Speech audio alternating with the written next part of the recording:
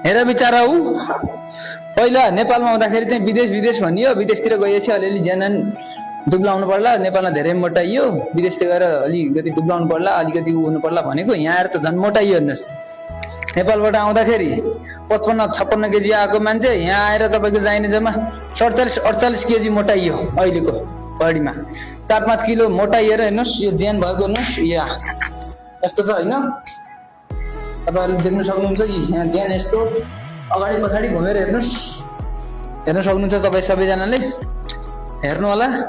म 1 मिनट म नेपाललाई नेपालमा आउँदाखेरि मेरो त्यो एकदमै खुल्ला हुने प्यान्ट यहाँ यति टाइट हुन्छ कि म तपाईँलाई त्यो प्यान्ट लगाएर डेमो देखाउँछु है, हेर्नु होला पुरा पुरा भिडियो हेर्नु होला। 3 वर्ष अगाडि नेपालबाट आउँदाखेरि ल्याएर आएको कपडा हो यो, मेरो घरबाटै ल्याएर आएको प्यान्ट हो।